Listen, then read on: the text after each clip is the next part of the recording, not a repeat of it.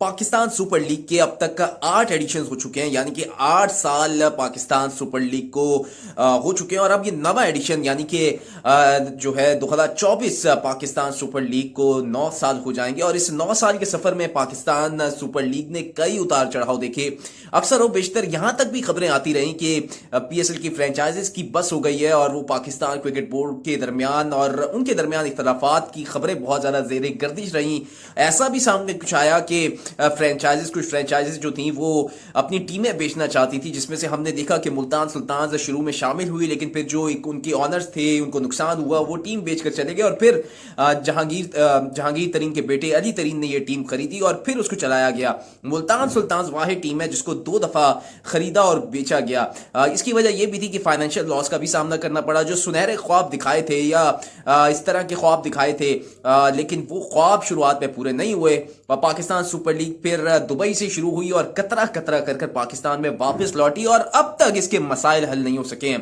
Pakistan super league को 9 addition तो हो गए, लेकिन पीएसएल की फ्रेंचाइजीज के खदशात और शिकायतें वैसी की वैसे ही हैं। प्रॉफिट उस लिहाज से नहीं मिल रहा क्योंकि पाकिस्तान सुपर लीग अपने घर में ही हो रही है, पाकिस्तान में ही हो रही है, लेकिन नुकसान फ्रेंचाइजीज को अभी भी वैसा ही है।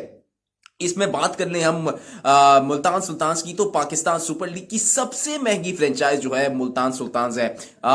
दूसरे नंबर पर कराची किंग्स आती है जो कि पाकिस्तान सुपर लीग की दूसरी महंगी तरीन टीम है, और तीसरे नंबर पर लाहौर आती है, और फिर इस तरीके से बकिया टीमें आती हैं। लेकिन अगर बात करें प्रॉफिट की तो सबको बराबर का प्रॉफिट मिलता है, और यही वजह है कि फ्रेंचाइज जो है इस हवाले से खुश नहीं है कि जिसने सबसे ज्यादा बोली लगाई, सबसे महंगी टीम खरीदी मुल्तान सुल्तान, उसको भी बकिया टीमों जैसा प्रॉफिट मिलता है। मिसाल के तौर पे 100 रुपए एक लीग से कमाए हैं या $100 कमाए हैं, तो जो अगर 6 टीमें हैं वो $100 कमा रही हैं, $100 का प्रॉफिट कमा रही हैं, तो सबको बराबर का हिस्सा मिलेगा, ना कि 50% या 20% मुल्तान को, फिर 10% दीगर टीमों को। ऐसा नहीं है, सबको बराबर दिया जा रहा है। और यही खदशात पाकिस्तान सुपर लीग की तमाम फ्रेंचाइजीज को भी है कि सबको प्रॉफिट क्यों बराबर दिया जा रहा है, जबकि टीमें हमने महंगी खरीदी और ऐसा था। अगर ऐसा है तो फिर जो टीम खरीदने के पैसे थे वो वापस किए जाए। तो यही खदशात, यही सवाल राशिद लतीफ ने, जो कि पाकिस्तान क्रिकेट टीम के साबिक कप्तान, साबिक विकेट कीपर रह चुके हैं, उन्होंने ये सवाल उठाया है। और पाकिस्तान सुपर लीग की इस जो सफर था, इसको हम कामयाबी का सफर नहीं कह सकते, बस इस तरीके से कह सकते हैं कि पाकिस्तान सुपर लीग अपने घर में आई है, कोई बड़ा प्लेयर इसमें मौजूद नहीं है। ये जो ख्वाब है, ये जो सुनहरी ख्वाब दिखा रहे हैं, ये गलत है। ऐसे इस चीजों पे ना चले तो बेहतर है। कोई बड़ा प्लेयर पाकिस्तान सुपर लीग खेलना नहीं चाहता, उसकी वजह एक ही है, पैसा।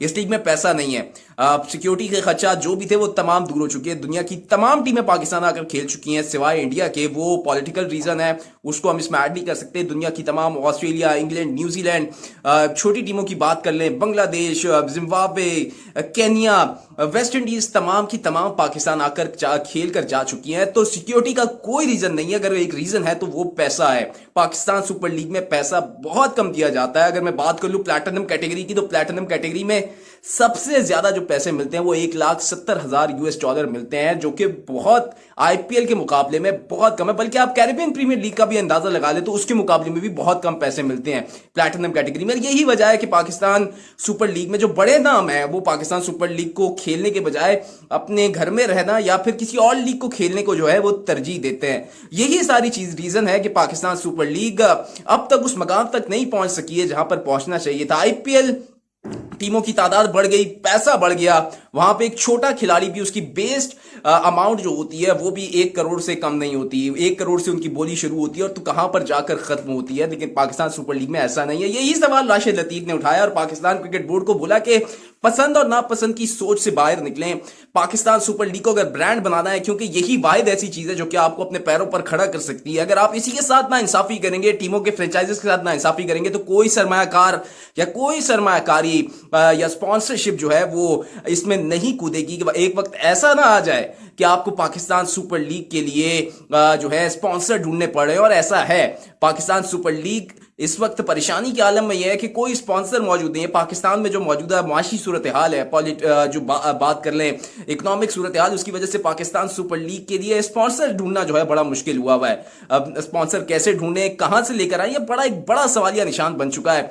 क्योंकि अब तक दो टीमें जो थी मजीद आ जानी चाहिए थी, लेकिन पैसा नहीं है, कोई टीम खरीदना नहीं चाहता। इस वजह से दो टीमें मजीद नहीं आ सकी, और इसी वजह से जो बड़े इंपॉर्टेंट खिलाड़ी थे या बड़े खिलाड़ी थे, पाकिस्तान के डोमेस्टिक खिलाड़ी थे, वो इस पाकिस्तान सुपर लीग का हिस्सा नहीं बन सके नवे एडिशन के, जिसकी अहमद शहजाद की बात कर लें, उमर अकमल की बात कर लें, उमैद आसफ की बात कर लें, हैदर अली की बात कर लें, इस तरह का दीगर खिलाड़ी हैं, आमिर यामीन हो गए। तो ये सारी वजह है जो कि पाकिस्तान सुपर लीग को अब तक उस मकाम तक नहीं पहुंचा पाई है जहां पर होना चाहिए। तो ये सारी चीजें हैं राशिद लतीफ के खदशात बिल्कुल दुरुस्त हैं।